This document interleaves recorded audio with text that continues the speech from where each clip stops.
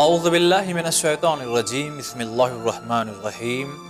تمام تعریفیں اس پروردگار عالم کے لیے ہیں جو عالمین کا پالنے والا ہے۔ درود و سلام ہو محمد و آل محمد علیہم الصلاۃ والسلام پر۔ ناظرین اکرام، السلام علیکم ورحمۃ اللہ۔ پروگرام حقوق شناسی میں آپ سبھی کا استقبال کرتے ہیں۔ مسلسل 3 ایپیسوڈ میں ہم نے بہت کچھ آپ کو بتایا ہے۔ آج ہمارا یہ چوتھا ایپیسوڈ۔ والدین کے سلسلے سے گفتگو پچھلے ایپیسوڈ میں ہوئی تھی اور ہم نے یہ وعدہ کیا تھا کہ اب بچوں کے کیا فرائض ہیں اور والدین اور حق کیا ہے والدین کے سلسلے سے، انشاءاللہ اس سلسلے پہ ہم گفتگو کریں گے۔ آج بھی ہر روز کی طرح ہمارے ساتھ میں موجود ہیں تنظیم المکاتب کے سیکریٹری حجت الاسلام والمسلمین علی جناب مولانا سید صفی حیدر صاحب، جو کہ بانی تنظیم مولانا غلام عسکری صاحب تابہ سراہ کی جو محنت اور کاوش کا جو نتیجہ تھا اس کو اور آگے بڑھانے میں پورا تن من دھن کے ساتھ لگے ہوئے ہیں۔ آئیے روبرو کراتے ہیں۔ السلام علیکم ورحمۃ اللہ۔ وعلیکم السلام ورحمۃ اللہ وبرکاتہ۔ گفتگو کا آغاز اب یہاں سے کرتے ہیں کہ والدین نے بڑی محنت کی، یا دوسرا حصہ انشاءاللہ ہم یہ بھی لائیں گے کہ انہوں نے اپنی طرف سے لاپرواہی کر دی، لیکن پہلا حصہ یہ لاتے ہیں والدین نے تربیت کی بچوں کی، پھر اسٹیج ایسی آتی ہے کہ وہ ضعیفی کی طرف جانے لگتے ہیں، بچہ جوانی کی طرف آنے لگتا ہے۔ اب بچوں کا کیا فرائض ہے اپنے ماں باپ کے سلسلے میں، شریعت کیا کہتی ہے؟ بسم اللہ الرحمن الرحیم۔ شاید اسی سلسلے گفتگو میں کسی مرحلے میں یہ بات آئی تھی کہ حقوق 2 طرح کے ہیں، کچھ اللہ کے حقوق ہیں اور کچھ بندوں کے حقوق ہیں۔ بندوں کے حقوق میں جو افضل کائنات ہیں، اللہ کے بندے محمد و آل محمد علیہ السلام، ان کے بعد سب سے زیادہ حقوق مخلوق الہی میں اگر کسی کے دکھائی دیتے ہیں تو وہ ماں باپ ہیں۔ ماں باپ اس کا اندازہ آیات قرآنی سے بھی لگتا ہے اور روایات اہل بیت علیہ السلام سے بھی۔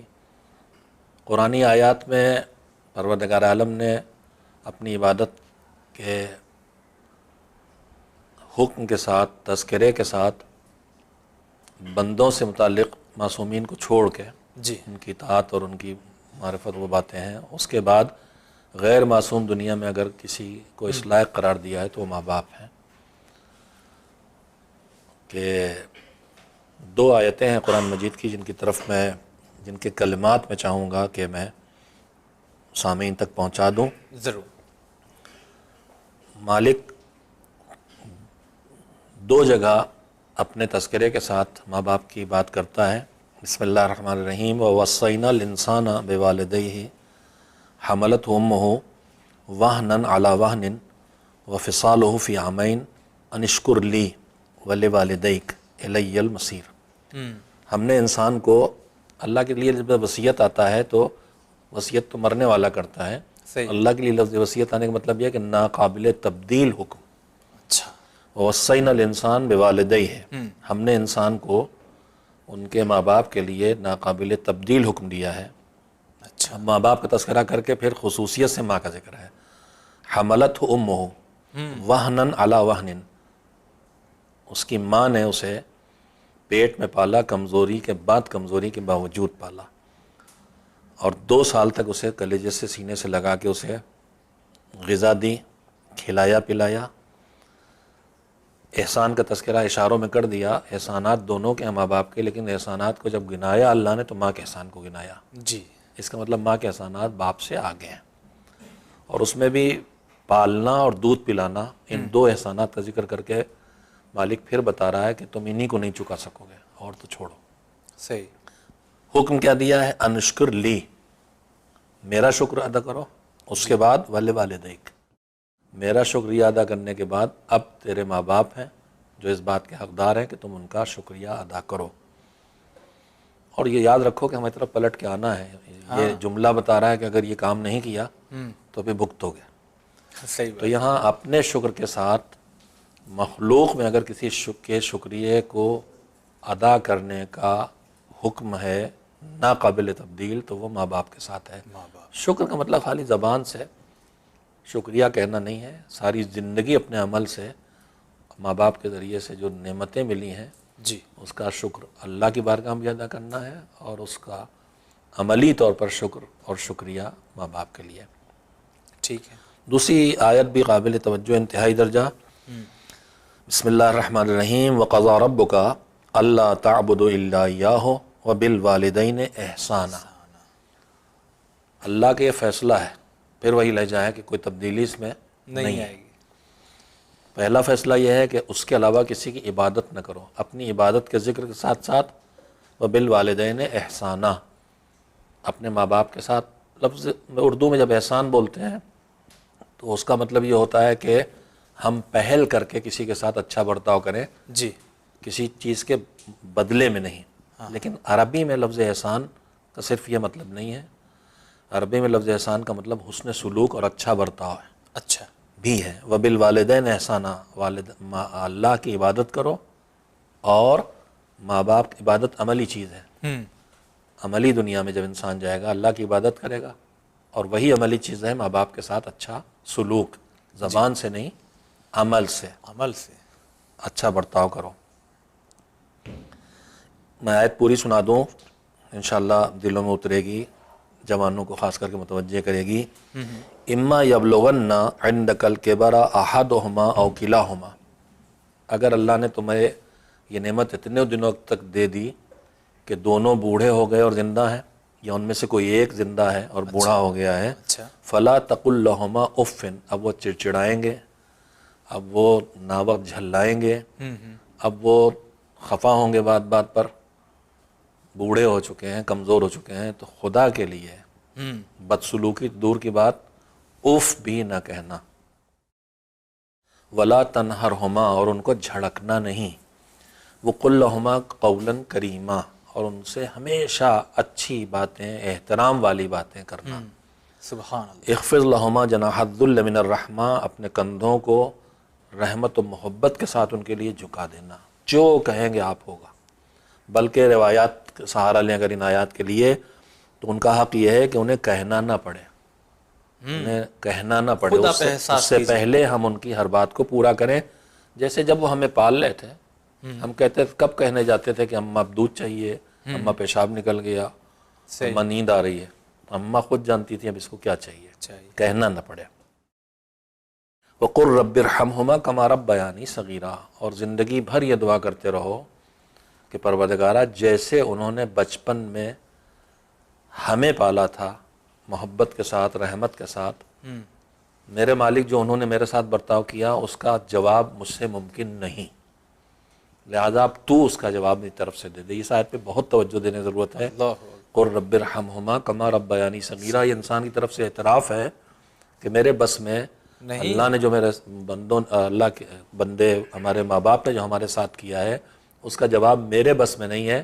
وہ رحمت جو ان کے دلوں میں میرے لیے تھی وہ میرے پاس نہیں ہو سکتی، تو وہ کر دے ان کے ساتھ، جیسے انہوں نے ہم کو رحم کیا، ہمارے اوپر رحمت تھی ان کے دلوں میں، ہمارے لیے محبت تھی، وہی رحمت تو ان کو عطا کر دے۔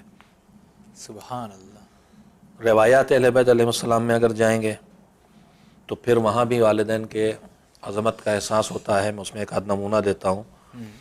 پانچویں امام حضرت محمد باقر علیہ السلام نے فرمایا کہ ثلاث لم یجعل اللہ تعالیٰ فیہن رخصہ، تین معاملے ایسے ہیں جہاں اللہ کی طرف سے کوئی ڈھیل نہیں ہے، کوئی چھوٹ نہیں ہے۔ اچھا، اداء الامانہ الی البر والفاجر والوفاء بالعہد للبر والفاجر، امانت ہے تو اسے ادا کرنا ہے، چاہے وہ امانت کسی اچھے انسان کی ہو یا کسی برے انسان کی، نہیں کہ ہم یہ تو امانت صاحب تو اللہ کو نہیں مانتا، یہ تو بے دین ہے، یہ دین والا نہیں ہے، گمراہ ہے، اس کی امانت نہ، امانت امانت ہے، اس امانت میں خیانت نہیں کر سکتے، چاہے کسی کی امانت ہو، چاہے اللہ کے دشمن کی امانت ہو۔ اچھا، والوفاء بالعہد، وعدہ کیا ہے اس وعدے کی خلاف ورزی نہیں کر سکتے، چاہے اچھے آدمی سے وعدہ کیا ہو چاہے خراب آدمی سے وعدہ کیا ہو۔ وبر الوالدین، ماں باپ کے ساتھ اچھا برتاؤ کرنا ہی کرنا ہے، برین کانا او فاجرین، چاہے وہ اچھے ماں باپ ہوں چاہے خراب ماں باپ ہوں، چاہے بگڑے ہوئے یہ ماں تو بڑا باپ۔ مسئلہ یہاں پہ سالو ہو یہاں جو ہمارے بہانے ہیں وہ کوئی بہانہ چلنے والا نہیں ہے، کافر ہیں، مشرک ہیں، ملحد ہیں، اللہ کو نہیں مانتے، دین کو نہیں مانتے، بدسلوک ہیں، بد زبان ہیں، جواری شرابی ہیں، مگر ماں باپ ہیں، ہمیں ان کے ساتھ اچھا برتاؤ کرنا ہی ہے۔ وہ جیسے بھی ہوں ہمیں بہرحال ہمارے ماں باپ ہیں، زندگی انہی کے ذریعے ملی ہے، پالا انہوں نے، چاہے جیسا پالا ہے، اچھا نہیں پالا تب بھی کیا کیا ہمیں ان کے ذریعے ملا جوڑ نہیں پائیں گے، گن نہیں پائیں گے، نہیں پائیں گے۔ اللہ کی نعمتوں گن نہیں سکتے، اور جتنی نعمتیں آئی ہیں سب ان کے ذریعے آئی ہیں۔ چھٹے امام حضرت جعفر صادق علیہ السلام کی خدمت میں ایک عیسائی آیا اور آ کے دین کو سیکھے، منتقل ہو گیا جی مذہب اہل بیت کی طرف، تو اس نے کہا کہ میری ماں ہے، بہت بوڑھی ہو گئی، سمجھتی نہیں ہے، اور وہ ابھی اپنے اسی پرانے دین پہ ہے، تو اب مجھے کیا کرنا؟ تو امام نے کہا جیسے خدمت کرتے تو وہی کرنا، اس سے کم نہ ہو۔ اچھا پلٹ کے گئے تو بتایا کہ ماں باپ کا حق کیا ہے، جو وہ نہیں جانتا تھا، جب تک اسلام کی میں نہیں آیا تھا اسے پتہ ہی نہیں تھا۔ اب جب امام نے اس کو سکھایا جی کہ اسلام کیا کہتا ہے، اس نے خدمت بڑھا دی۔ تو اس نے پوچھا کہ یہ کیا ہوا تمہیں؟ تم گئے تھے، پلٹ کے آئے، تمہارا برتاؤ ہی بدل گیا، سلوک ہی بدل گیا، یہ کیا ہو گیا تمہیں؟ تو اس نے بتایا کہ ایسا ایسا ہوا ہے، میں امام تک پہنچا، دین سیکھا، ان کی ہدایت پہ عمل کر رہا ہوں۔ تو اس نے کہا جب اتنا دین اچھا سیکھ کے آئے ہو تو میں اس سے الگ کیوں رہوں؟ واہ سبحان اللہ۔ تو یہ استثناء نہیں ہے، ایگزمپشن نہیں ہے کہیں۔ یعنی اگر ماں باپ خدا نخواستہ برے بھی ہیں تو ہم اپنے جب نیک عمل کرتے رہیں گے تو ہمارے ایک عمل امکان کا یہ اثر بھی ہے، پڑے ہو گا۔ سکتا ہے امکان یہ ہے نہ بھی اثر پڑے، جی ہماری ڈیوٹی ہے، ہماری ڈیوٹی ہے، ہمیں تو کرنا ہی، ماں باپ ان کے ساتھ اس نے سلوک کرنا کرنا ہی ہے۔ ہے۔ مجھے یاد آتا ہے شاید مستنصر یا کسی ایسے ظالم عباسی بادشاہ کا تھوڑا نام میں شک ہے کہ وہ کھلے عام دربار میں حضرت زہرا علیہ السلام کی شان میں گستاخیاں کرتا تھا۔ متوکل، مجھے نام یاد نہیں عباسی خلفاء میں، اس کے بیٹے نے اپنے استاد سے جو حب اہل بیت سیکھی تھی، جی تو استاد سے کہا کہ میں یہ تو واجب القتل ہے، کہا ہاں تو میں قتل کر دوں اسے، کہا قتل کر دو لیکن تم اس کا اثر تمہاری زندگی میں پڑے گا۔ اچھا اس نے قتل کر دیا، اچھا اپنے باپ کو۔ ہاں اس لیے کہ واجب القتل تھا، زہرا کی شان میں گستاخی کر رہا ہے، واجب القتل تھا۔ لیکن چونکہ یہ بیٹا تھا تو 6 مہینے سے زیادہ زندہ نہیں رہ سکا۔ 6 مہینے کی حکومت کے بعد اس کی حکومت ختم ہو گئی، مر گیا، مار دیا گیا۔ تو یہ ایک وہ نتائج ہیں جو اللہ نے اس نظام میں اثرات رکھے ہیں۔ زہر کوئی کھائے گا، چاہے جانے چاہے نہ جانے، زہر تو زہر ہے، کام کرے گا۔ صحیح بات۔ ماں باپ کے ساتھ بدسلوکی ہے، چاہے وہ کوئی ہو، وہ اثر تو کرے گی۔ بہرحال یہ حق ہے جو باقی رہتا ہے۔ تو جو درمیانی گفتگو وہ جو آیت آپ نے پڑھا تھا کہ خدا کا شکریہ ادا کرو، کہ والدین کا شکریہ ادا کرو، شکریہ ادا کرو، تو شکر سے مراد کیا مطلب؟ آپ نے تھوڑا سا اشارہ دیا کہ عمل، شکر زبان سے بھی ہوتا ہے اور شکر عمل سے بھی ہوتا ہے۔ تو عمل والا کیا؟ اللہ کا شکر زبان کے ساتھ ساتھ یہ ہے کہ اس کی نعمتوں کا صحیح استعمال کیا جائے، اس کا بیجا استعمال نہ کیا جائے۔ نہ کیا جائے۔ جی ماں باپ کا شکریہ ادا کرنے کا مطلب یہ ہے جیسے آپ کسی کے احسان مند ہوتے ہیں تو آپ کیا کرتے ہیں اس کے ساتھ؟ اس کا احترام کریں گے، اس سے اچھی باتیں کریں گے، اس کی جو خدمت ممکن ہو کریں گے۔ بس وہی ماں باپ کے ساتھ ہے، ان کا حق اتنا بڑا ہے کہ ساری زندگی اگر ان کا شکر ادا کرتے رہیں تو پورا نہیں ہوگا۔ یعنی ہم زبان سے بھی ان کے ساتھ اچھا سلوک کریں اور اپنا عملی سلوک بھی ان کے ساتھ ہمیشہ اچھا رکھیں، یہ ان کا شکریہ ہے۔ انشاءاللہ ضرور۔ تو اگر اس پہ کیا کہنا چاہیں گے کہ کوئی ایسا بچہ جاننے کی بنا پہ یا نہ جاننے کی بنا پہ اس نے اپنے والدین کے ساتھ جو برا برتاؤ کیا، بہت برا برتاؤ کیا، اور اتفاق کی بات یہ ہے کہ اب وہ ان کے درمیان میں ہے ہی نہیں، اب آپ کی باتوں کے ذریعے اس کو شرمندگی، ندامت ہو رہی ہے، ارے باپ ہم نے اپنے والدین کے ساتھ کیا کر ڈالا، یہ اللہ کا غضب نازل ہوگا، اور تو اب اللہ کے غضب سے بچنے کے لیے، یا جو ابھی آپ نے بتایا کہ اثرات آئیں گے اس کے اوپر برے، تو اس سے بچنے کے لیے اب کیا کرے وہ؟ دیکھیے پہلی بات تو یہ ہے کہ ہم میں سے کوئی یہ نہیں کہہ سکتا کہ ہم نے ماں باپ کے حق کو ادا کر دیا۔ ہاں بالکل۔ لہذا یہ کوتاہی کا احساس تو چاہے جیسے آپ کہہ رہے ہیں کوئی ایسی اولاد ہے جس نے اچھا سلوک نہیں کیا ہے، وہ تو خیر کھلی ہوئی بات ہے، لیکن جو اگر کوئی یہ سمجھتا ہے کہ ہم نے اچھا سلوک کیا اپنے ماں باپ کے ساتھ، تب بھی کوتاہی کا احساس اس کو باقی رہنا چاہیے کہ جو کیا وہ نہیں کر سکے۔ جیسے ہمیشہ معصومین علیہ السلام سکھایا ہے کہ کتنی ہی عبادت کر ڈالو لیکن ہمیشہ ایک لفظ ہے مذہبی دنیا میں، احساس تقصیر باقی رہے، کہ جو بھی کیا ہے مگر ابھی بھی حق ادا نہیں ہوا، اور جب تک یہ احساس باقی رہے کہ حق ادا نہیں ہوا تب تک وہ قیمتی ہے۔ اور جس لمحے خیال پیدا ہو گیا کہ آج ٹھیک ٹھاک عبادت ہو گئی، آج تو شب قدر کا حق ادا ہو گیا، وہیں تباہی ہے۔ جی جی ویسے ہی ماں باپ کا اور تمام حقوق میں ہے کہ آدمی سوچ نہیں سکتا۔ اچھے پوائنٹ کی طرف آپ نے متوجہ کیا ہے۔ روایات میں ہے کہ دنیا میں کبھی ایسا ہوتا ہے کہ لائق اولاد ہے مگر آخرت میں نالائق، جس کی لفظ آق آیا ہے۔ ایک یہ چھوٹی سی وضاحت کر دوں کہ آق کا مطلب کٹا ہوا، ماں باپ سے کٹ گیا، آق کا مطلب یہ ہوتا ہے۔ ٹھیک۔ عقوق اس عمل کا نام ہے جس کی وجہ سے انسان ماں باپ سے کٹ جاتا ہے۔ کٹ جاتا ہے۔ یہ کوئی ماں باپ کے اختیار کی چیز نہیں ہے کہ وہ آق کر دیں، جو ہمارے یہاں عام طور پر مشہور ہے کہ آق کر دیا۔ آق کرنا نہیں ہے، انسان اپنی اولاد اپنے عمل سے خود بخود آق ہو جاتی ہے، چاہے والدین بولے چاہے نہ بولے۔ چاہے بولیں چاہے نہ بولیں، چاہے وہ کہیں کہ ہم نے آق کیا اور چاہے نہ کہیں۔ اور اگر اس کا عمل نہیں ہے تو ماں باپ اگر کہہ بھی دیں آق کر دیا ہے تو وہ آق نہیں ہوتا۔ اچھا۔ کبھی کبھی ماں باپ بھی کسی چھوٹی سی بات پہ بگڑ کہتے ہیں آق کر دیا، جا تم کو اب آق کیا، جنازے میں شامل البتہ ہونا، اور لیکن یہ تو وہ بھی مطلب ماں باپ کے دل کو دکھانا جائز نہیں ہے، صحیح بات کہ ہے، نوبت کسی صورت بھی نہیں آنا چاہیے، ہاں۔ لیکن کسی کے آق کرنے سے ہوتا بھی نہیں، اور آق نہ کرے تو بھی آق ہو جائے گا۔ یہ اللہ کا فیصلہ ہے کہ اب اس کی حرکتیں وہ ہیں کہ آق ہو گیا۔ اور یہی بات پھر کہنا چاہوں گا کہ جب اولاد آق ہو، یعنی ایسے عمل کرے کہ ماں باپ سے کٹ جائے، اللہ اسے کاٹ دے، تو صرف اولاد آق نہیں ہوتی، ماں باپ بھی آق ہو جاتے ہیں کہ انہوں نے اپنے اولاد کو ایسا پالا کیوں کہ یہ نوبت آئی۔ روایت یہ ہے کہ دنیا میں اچھے، آخرت میں خراب نالائق، آق۔ دنیا میں آق، آخرت میں لائق۔ اچھا، ایسا کیوں؟ ہاں کیوں؟ ساری زندگی خوب اچھی طرح خدمت کی، ماں باپ کی مرتے دم تک جان لگا دی، جی، لیکن مرنے کے بعد قبر میں لٹا کے کچھ رسمیں تو ادا کر لیں، شاندار جلسواں بھی کر لیا، بڑے بڑے پوسٹر بھی چھاپ لیے، کھانا بھی کھلا دیا، پھر بھول گئے۔ اب یاد نہیں کہ ماں باپ تو اب بھی ہیں، اور وہ اب زیادہ محتاج اور زیادہ ضرورت مند اور زیادہ ہمیں ان کی فکر کرنا ہے۔ کل ہمارے علاوہ بھی کام آنے والے تھے، اپنے ہاتھ چلا سکتے تھے، خود کچھ اپنے لیے کر سکتے تھے، اب وہ اپنے لیے کچھ نہیں کر سکتے، مجبور محض ہیں۔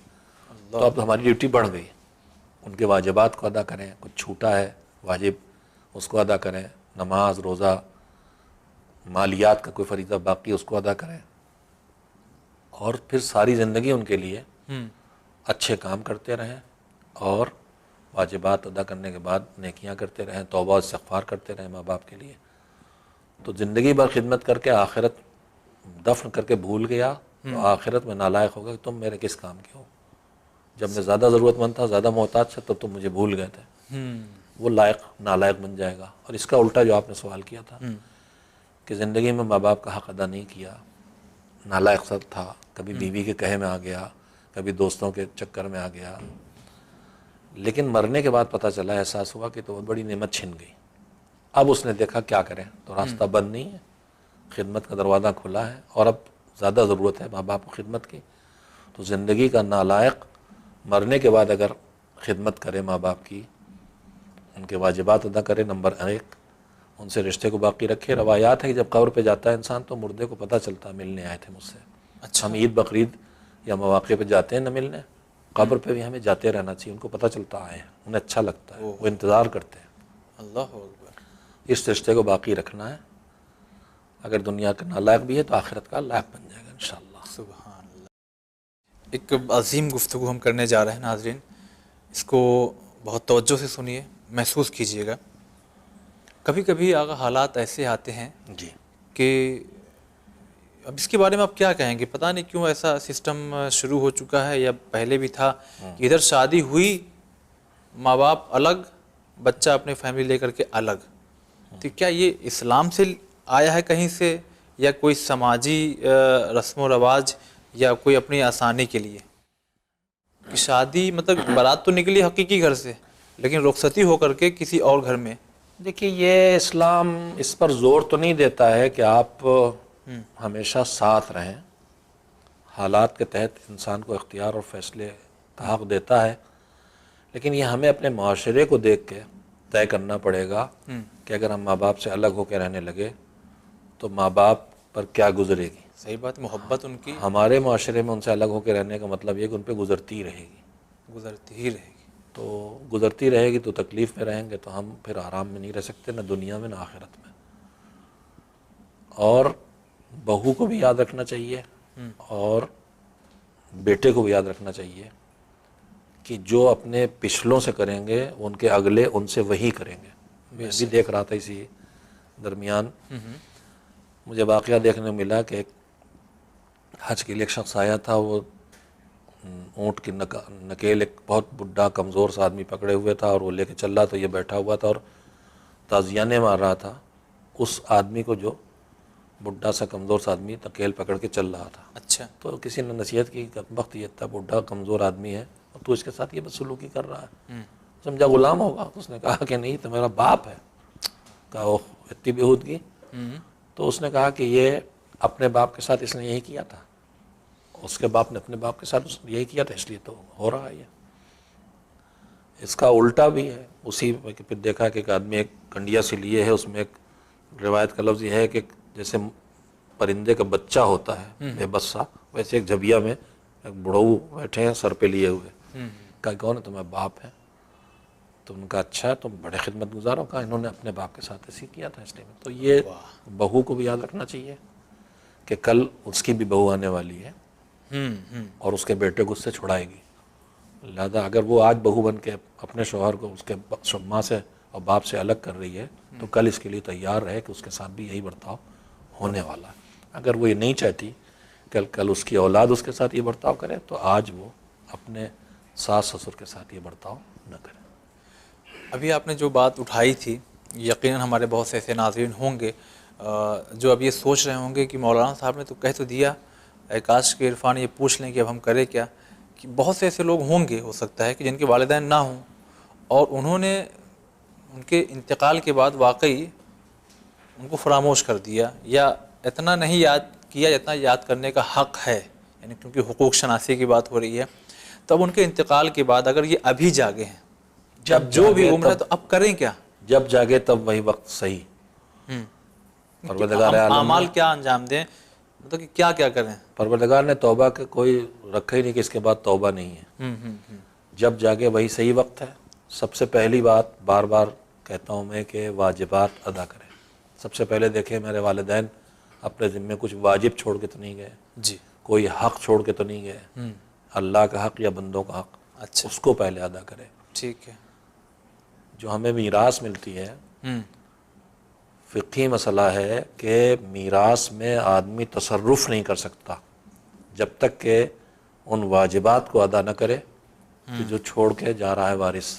ہمارے باپ کا انتقال ہو گیا, گھر ہے, جائیداد ہے, پیسے ہیں, صحیح بات ہے, اسی گھر میں ہم ہیں, اسی میں 40واں سے بوم فاتحہ سب کر رہے ہیں.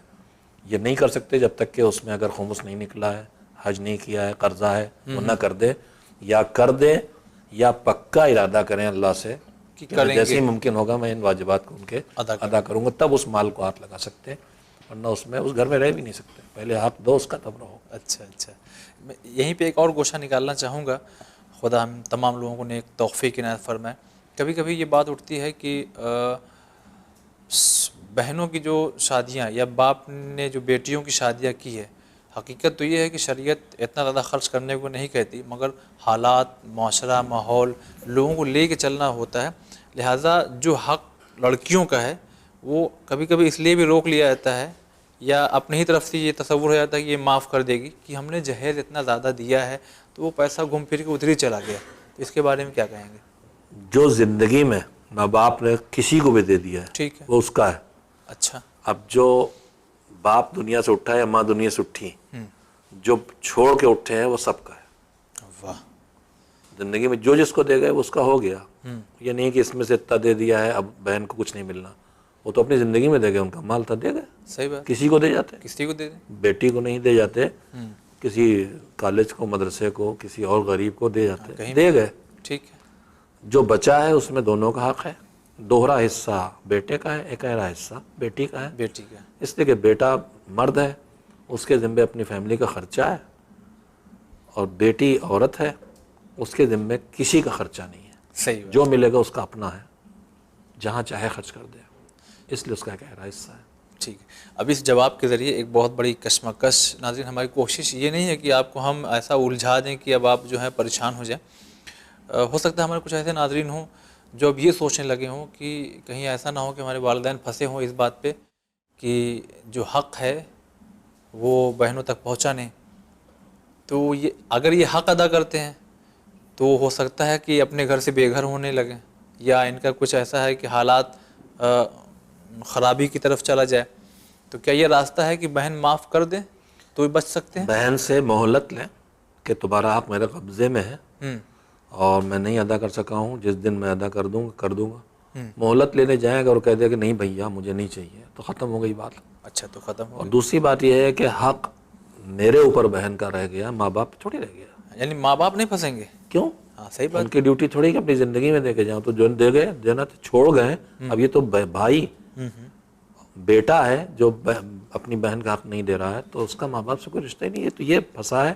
اگر یہ بہن کا حق ادا کیے مرا اچھا، تو اب اس کی اولاد کو پریشانی ہوگی کہ میرے ابا پھپھو کا حق نہیں دیا تھا انہوں نے، ان کے ذمہ ہے، اب اس کی ڈیوٹی بنے گی کہ یہ کرے۔ اپنے ابا کو پھپھو کا حق نہ دینے کی اگر سزا سے بچانا چاہتا ہے تو پھپھو سے معاف کروائے۔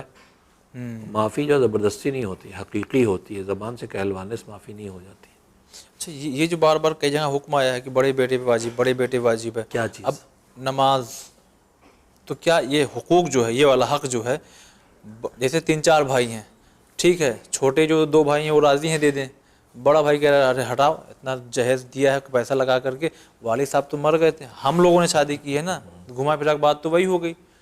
میراث سب کا برابر کا حصہ، اس میں نہ بڑے بھائی کا کوئی الگ سے حصہ ہے نہ چھوٹے بھائی کا۔ اچھا، بڑے بیٹے پر کچھ چیزیں اللہ نے خصوصی ذمہ داری رکھی ہے، اس میں اس کی نماز اور روزے کی ادائیگی ہے، وہ اس لیے رکھی ہے کہ اللہ نے کچھ خصوصی میراث بڑے بیٹے کی رکھی جسے حبوہ کہا جاتا ہے، اچھا، اور وہ حبوہ جو ہے وہ چیزیں ہیں جو مادی حیثیت ان کی شاید کچھ نہ ہو، معنوی حیثیت بہت ہے۔ جی، بڑا بیٹا امامے کا حقدار ہے، بڑا بیٹا شاید ہے کہ عصا حقدار ہے، کچھ ایسی چیزیں جو شرف کو منتقل کرتی ہیں، وہ شرف خصوصیت سے باپ کے بعد اس کے بڑے بیٹے کو ملتا ہے، چونکہ اسے ایک خصوصی شرف ملا ہے، لہٰذا اس کی خصوصی ذمہ داری بھی اللہ نے رکھ دی ہے۔